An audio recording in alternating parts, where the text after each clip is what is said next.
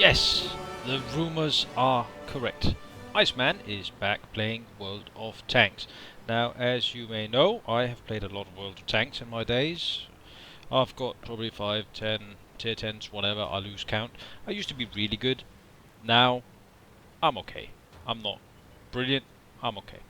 So, recently, some of my mates have started playing it again, so I thought, why not? What you're seeing here is a battle I had yesterday, and you know, it's in the Easy 8 tank. Actually, I loathe that tank. Just, it has no armor, it has no penetration. The only redeeming fact about it is that it shoots really quickly, which, when you ding a lot, doesn't really matter. But anyway, I find a nice flanking position in this here game, and you can see how that turns out. It's quite entertaining, really. It's the first time I think I've ever done more than 3,000 damage in a tier 6, or certainly a tier 6 medium tank.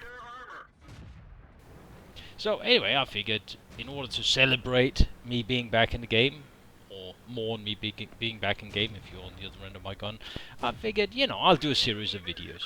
So the first video here is just me showing off. Look, I can do a great game in the Sherman once out of the many games I've had in the Sherman. Anyway, I'll post a link to my stats below so you can see how good or bad you think I am. But I am going to do a series of videos. First up is a bit of a conundrum. I love medium tanks, T-54s, Pattons, and so on. And I actually did a long tutorial on the Patton at one point. It's on the forums, I can link it below. But then it was ruined, obviously, and the tier 10 Patton was introduced, and that wasn't too good either. I tried it on test server, and you know, I never really bothered it. I've got it researched. I've never actually bought it just because I tried it on test server and it was so bad. But the Patton used to really rule the mediums. No one really got it. Very few people got it anyway. They thought, ah, T-54, great dogfighter, and the E-50, great long-range fighter. The Patton was just really good, but very hard to play. So, the conundrum is this. I have come back and I have a hard time figuring out how to play the British tanks. The British mediums and the British heavies. I've got researched all the way up to tier 9, which I did before I took a break from the game. So I've tier 9 medium and tier 9 heavy. That's the Centurion Mark 7/1 and the Conqueror.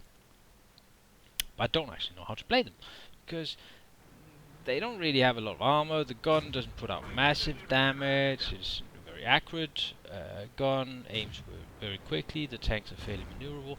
How do you use that mixture to best effect? Because unlike, say, the German tanks, who are typically very heavily armored, certainly the Mauses and so on, or the Russian tanks who have this low, again, high armor, low accuracy gun, it's pretty straightforward to figure out how to play those tanks. But the British tanks, I'm not really, I haven't really figured out. So I'm going to do a video first on the Centurion and then on the Conqueror. And hopefully, as part of that, I will conclude how to play these tanks properly. Whether I'm successful or not, I'll leave that to you to judge. So you'll see those videos coming up over the next couple of days. We didn't penetrate their armor. And then just a couple of words on what I've found since coming back to the game. Of course, you've got the Chinese tanks now. The tier 8 medium seems properly overpowered. You can't buy the Type 59 anymore, so I'm stuck with my Löwe for making money, which is a bit of a bitch because, you know, it's slow and I hate it. But anyway, you do what you must if you need money. You've got the teams now, the 7v7. I think that is a great addition, mainly because it's pretty hard finding 15 people for a company without taking in randoms, and then you don't have comms, and it gets really hard and annoying. But 7v7, you can keep a team going for a long time because, you know, you just need 1 or 2 replacements occasionally. So that works really well. That's very nice. The new German tank destroyers. I mean, I love the Nashorn. I don't understand why they put the Ferdinand in before the Nashorn. Obviously, the Nashorn being produced in vastly bigger numbers than the Ferdinand. I don't understand putting in the Ferdinand and not the Elephant, which was the original. But anyway, you know, whatever. But up until now, most of the tanks in the game at least have some resemblance with reality. So either it has been a real tank, like the T-34, it has been a prototype or a blueprint, like many of the American tanks. But this, the German tank destroyer line at tier 9, 10 or whatever is, I mean, they're just taken out of thin air. Might as well put a battleship in next time, or I don't know. How about a rocket ship or a space station? A Death Star? No, no, this is wrong.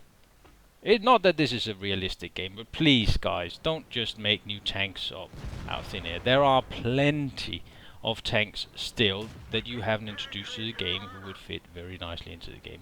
Now you're just making stuff up. I don't fancy it, and I'm not going to play those tanks until I change my mind, obviously. Oh, look at me dancing that eyes. Yeah, it's got no chance, but it doesn't know it yet. You'll realise in a couple of seconds. But that's the only downside. I think all the other changes are really good.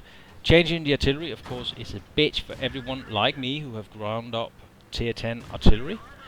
But I actually find that the nerfs to the artillery have changed the gameplay a lot. It's not everyone hiding behind a house or a rock all the time. You take a lot more chances with being in the open, making the gameplay much more fluid and dynamic. So thumbs up for that change. Even though as an artillery player, I must say I hate the changes, but I don't really. So that's the end of this video. I hope you've enjoyed it, and let me know whether you like or dislike me babbling on like this. I'll put up the Centurion and the Conqueror video soon and hope for some comments. So until then, stay frosty.